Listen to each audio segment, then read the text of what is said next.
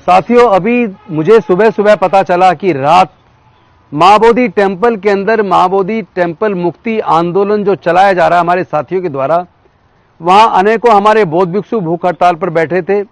क्रमिक अनशन चल रहा था और बहुत सारे उपासक उपासिकाएं भी बैठी थी।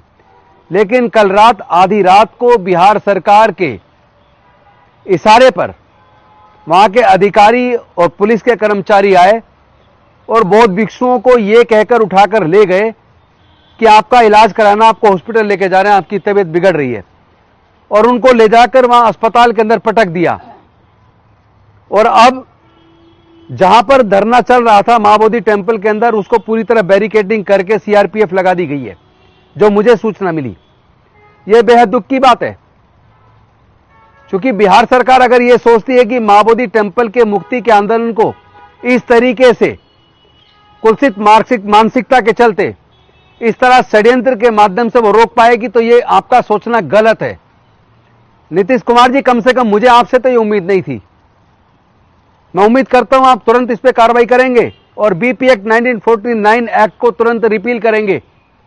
यह बौद्ध मंदिर बौद्धों की आस्था का प्रतीक है। केवल भारत के नहीं, पूरे दुनिया से बौद्ध लोग उसी आस्था के कारण महाबोधि टेम्पल बोध गया आते हैं।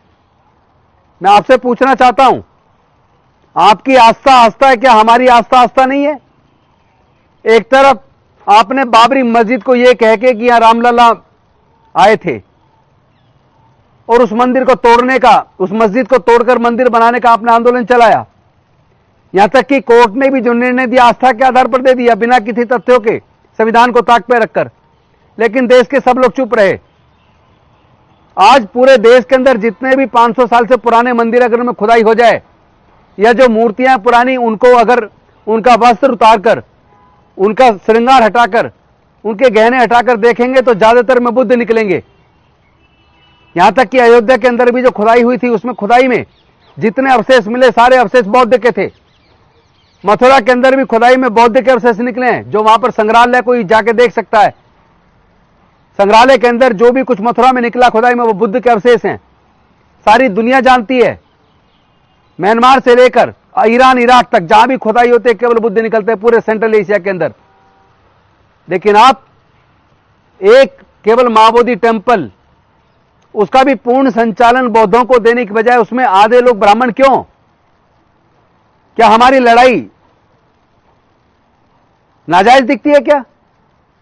अगर आपके मंदिर के अंदर किसी दूसरे धर्म का आदमी मैनेजमेंट कमेटी में नहीं हो सकता, अगर किसी चर्च के अंदर ईसाइयों से अलग कोई दूसरे धर्म का आदमी मैनेजमेंट कमेटी में नहीं हो सकता, अगर कोई मस्जिद के अंदर मुस्लिम से अलग कोई दूसरे धर्म का आदमी नहीं हो सकता मैनेजमेंट कमेटी में, तो महाबोधि टेम्पल की मैनेजमेंट कमेटी में 8 में से 4 ब्राह्मण क्यों? उसका चेयरमैन डीएम क्यों? और उसमें भी है कि वो हिंदू होना चाहिए। इस एक्ट को इमीडिएटली रिपील किया जाए और महाबोधि टेम्पल को बौद्धों के हाथ में सौंप दिया जाए, क्योंकि आप इस आंदोलन को खत्म नहीं कर सकते। आप सोच रहे हैं कि वहां पर प्रदर्शन नहीं करने दोगे, हड़ताल पे धरने पर नहीं बैठने दोगे, तो ये आपकी गलतफहमी है।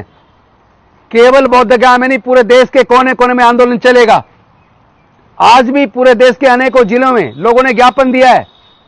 मैं आपको आगाह कर देना चाहता हूं, और आप ही को नहीं, माननीय नरेंद्र मोदी जी, मैं आपको भी आगाह कर देना चाहता हूं, जितना जल्दी हो सके महाबोधि टेम्पल का पूरा संचालन बौद्धों को सौंप दीजिए। अन्यथा यह लड़ाई देश के कोने कोने में चलेगी और पूरे दुनिया में जहां बौद्ध लोग बसे हैं वहां भी इस आंदोलन को चलाया जाएगा।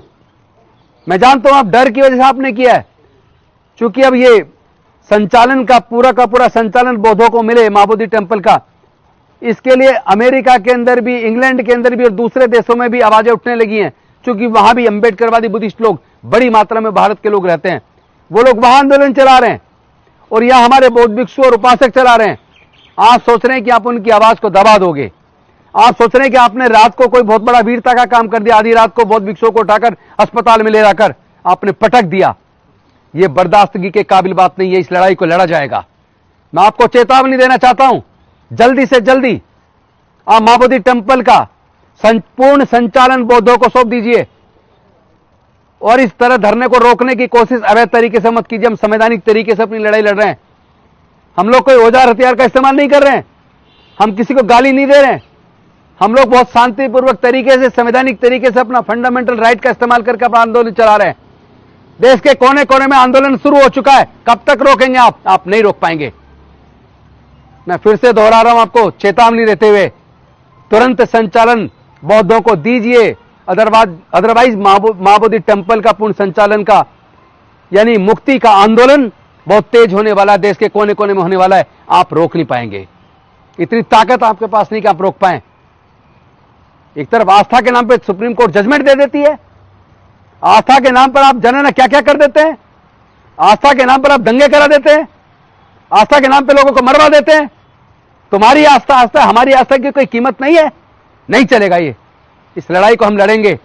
चेतावनी दे रहा हूं आपको, जल्दी से इसका इलाज कीजिए, बीपीएफ को रिपील कीजिए, अन्यथा ये आंदोलन संवैधानिक तरीके से, हम बाबा साहब को मानने वाले लोग, हम तथागत बुद्ध को मानने वाले लोग हैं, हम लोग शांति और मानवता का संदेश देते घूम रहे पूरे देश और दुनिया के अंदर। आप खुद कहते हैं हमने दुनिया को युद्ध नहीं बुद्ध दिया। बाहर जाते तो कहते हैं कि मैं बुद्ध के देश से आया हूं, और यहां बुद्ध के साथ विश्वासघात, धोखा, बौद्धों के साथ विश्वासघात और धोखा।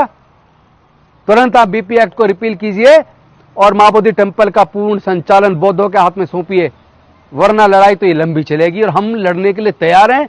अगर कुर्बानी की जरूरत पड़ेगी तो हम हर प्रकार की कुर्बानी भी देने के लिए तैयार हैं, और मैं नहीं, करोड़ों लोग, समाज के करोड़ों लोग इस कुर्बानी को देने के लिए तैयार हैं। आप संभाल नहीं पाएंगे, अभी भी इस समस्या का समाधान कर दीजिए। और ऐसी खबरें देखने के लिए सब्सक्राइब कीजिए हमारे यूट्यूब चैनल को। वीडियो पसंद आए तो लाइक, कमेंट और शेयर जरूर कीजिए। शुक्रिया।